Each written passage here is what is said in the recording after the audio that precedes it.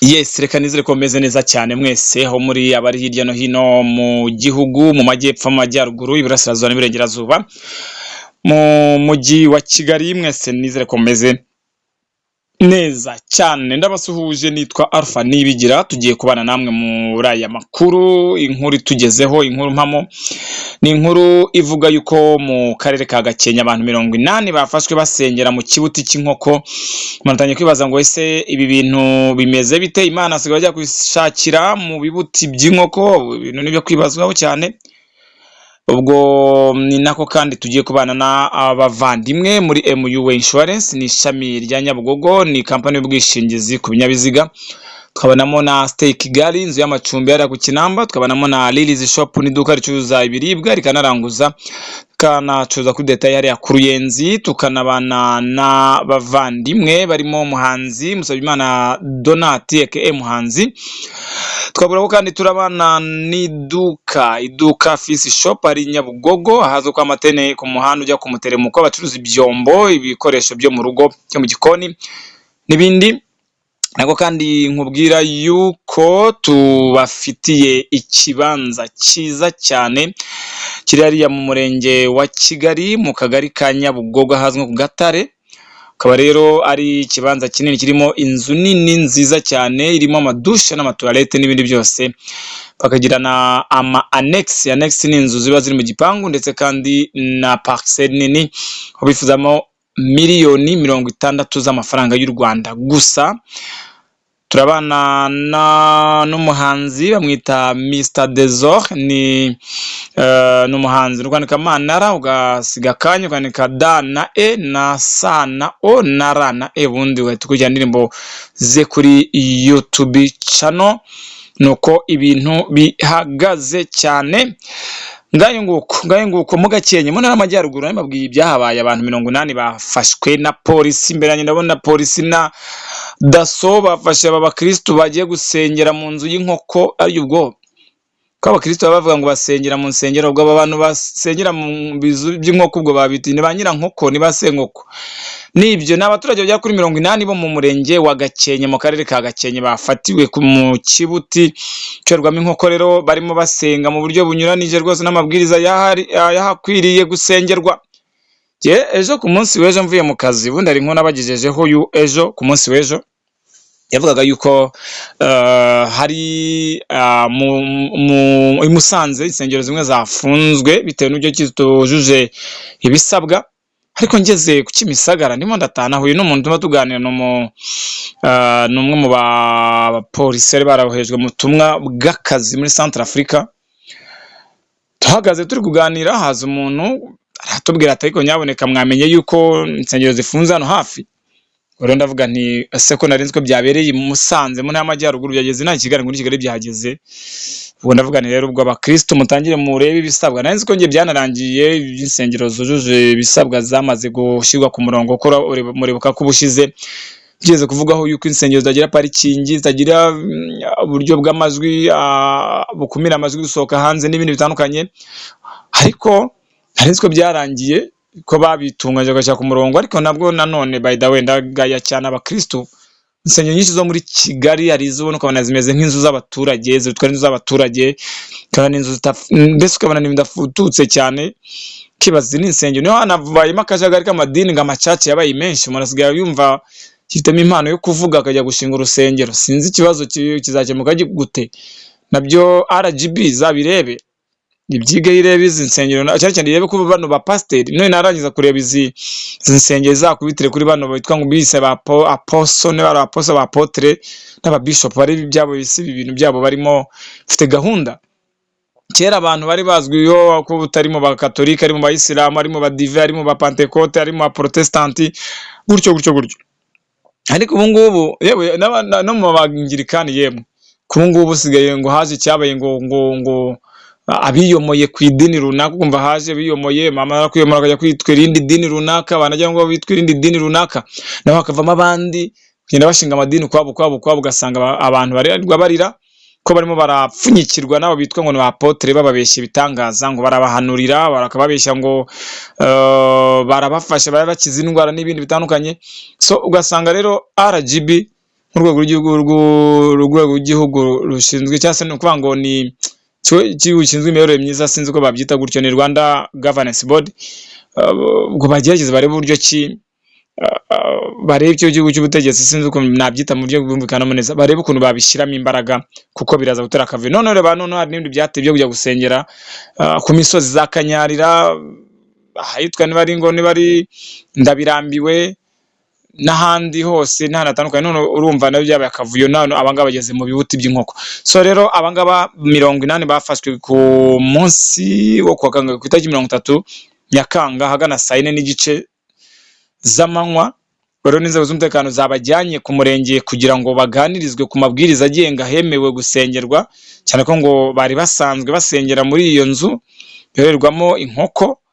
Gusa umuyobozi w'akarere ka Gakenke Mukandayisenga Vestine unafite akazi gakomeye, niba afite abaturage batazi gutandukanya urusengero n'ikibuti cy'inkoko, bumva nafite akazi ko kujya kubakangura akababwira byinshi.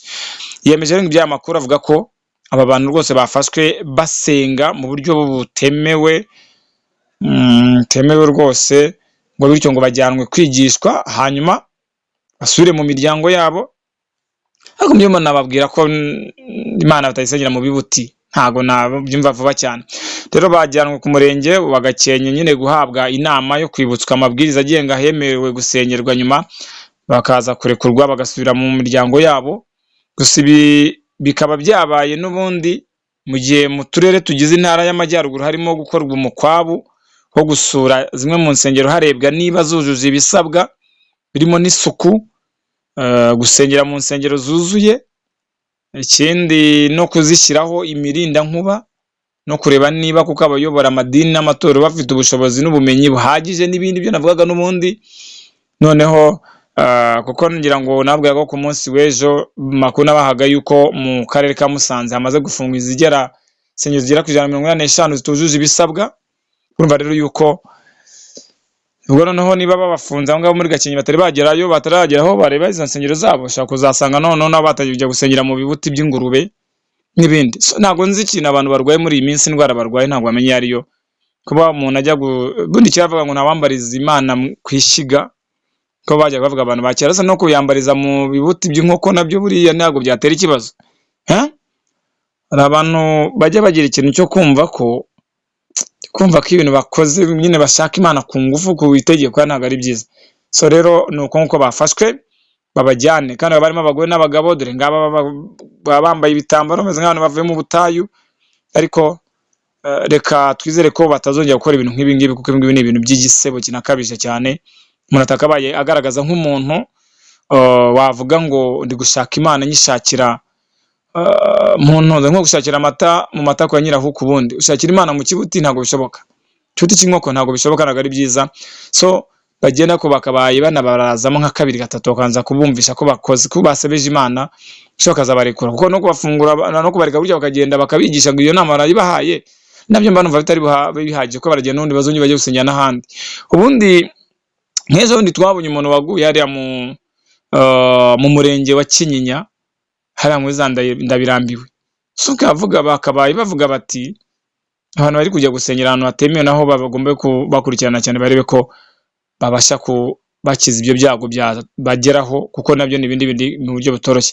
Ngaye nguko reka mbashimire mwakoze rero kubana natwe ubwo gahunda zinzo turakurikirana iby'iyi nkuru, tumenye ngo abangaba se batashye bumvise cyangwa batashye batari bumva ikigendererwa ku nama bahawe. Mugire ibihe byiza.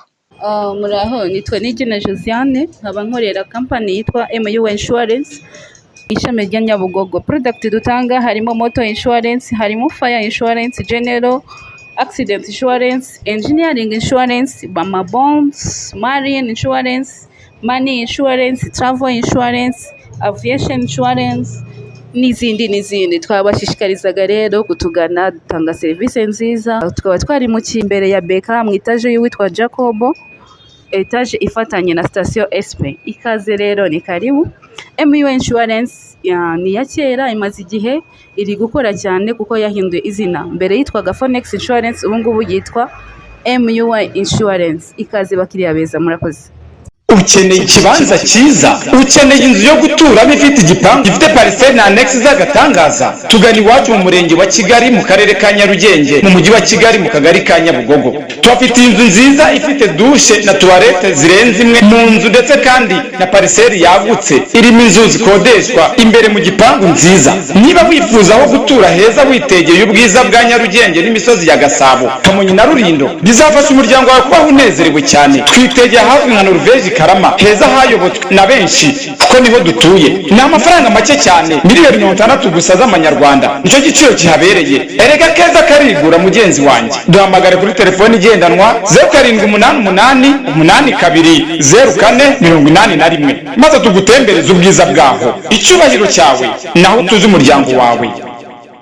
Lilies Shop, iduka ry'icyerekezo ku bakeneye ibyo kurya by'amoko yose. Turaranguza tukanacuruza detaye, tubafitiye ibyo kurya by'amoko yose. Umuceri mwiza uyu wahogoje abawuguriye iwacu, isukari nziza, ifu ya kawunga ya yindi iryohera uwayikoresheje. Tubafitiye ubugari mwakunze bwo ku buhanda ahazwi nk'igitwe, amakaro na tubuka, amavuta aryohesha indyo, sauce tomate ya salisa n'ibindi mwakenera hano iwacu. Umwihariko wacu kandi nuko tubafitiye amafu y'ubwoko bwose ndetse n'amafu avangiye hamwe kandi atunganyije neza. Tubafitiye ibyo kunywa, amata meza ndetse n'amazi by'uruganda rw'Inyange. Urahasanga ibikoresho by'isuku, Kotex ku badamu n'abakobwa, Pampers ku bana, papier hygienique ndetse n'ibindi bikoresho by'isuku utasanga ahandi. Dukorera mu isantere ya Ruyenzi ku cyapa cya mbere cya taxi z'imodoka zijya Gihara ku nyubako nshihari. Iwacu hariranga.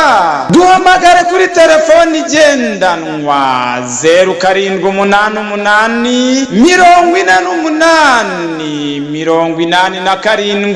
0788888713 cyangwa se uduhamagare kuri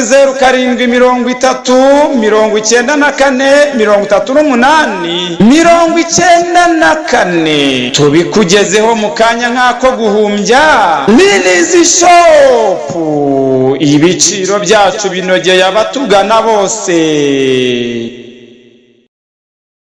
Yes, tubaha ikaze kuri Alpha TVN Rwanda. Turabana n'abafatanyabikorwa batandukanye barimo MUA Insurance, ishami rya Nyabugogo, akaba rero batanga ubwishingizi bwose ku binyabiziga. Baherereye Nyabugogo imbere ya banki ya Kigali. Bakaba rero wabahamagara kuri telefoni igendanwa hariyo 0780453308 cyangwa se 0782167063. Turaza kubana kandi na Lilies Shop, ni iduka ricuruza ibiribwa, bakaba bacuruza detaye, bakanaranguza ku giciro kinogeye buri wese. Baherereye mu murenge wa Runda ku Ruyenzi mu isantere. Bahamagare kuri telefoni igendanwa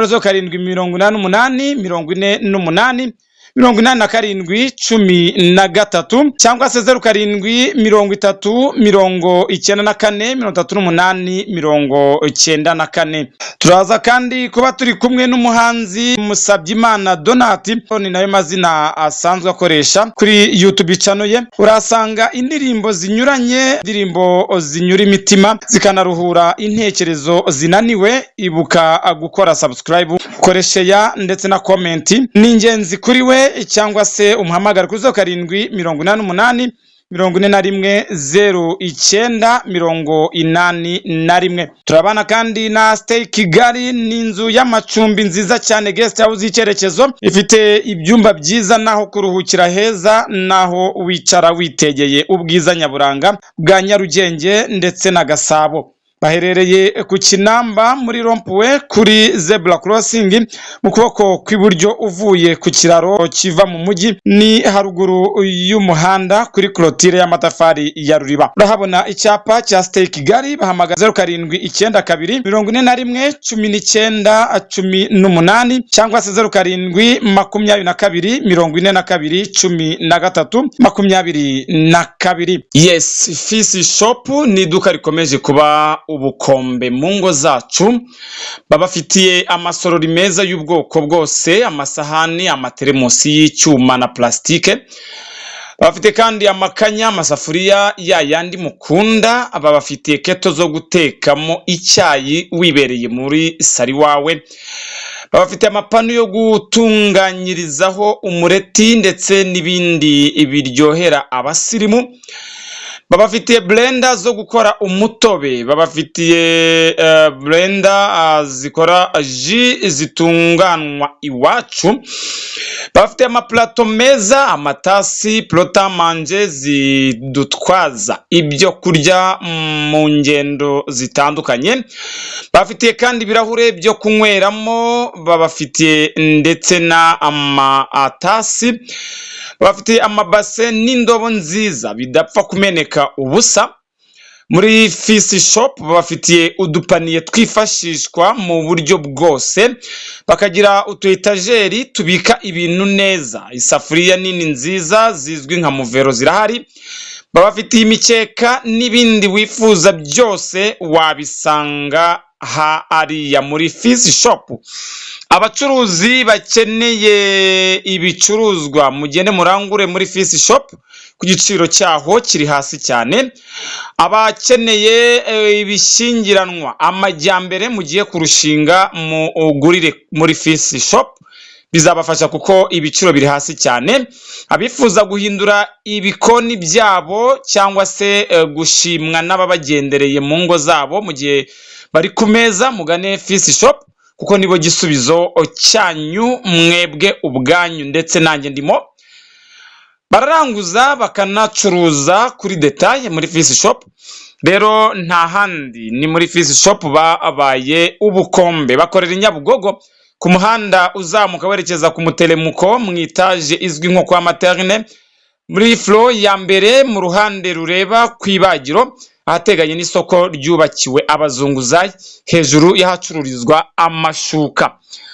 Bahamagare kuri telefoni igendanwa ariyo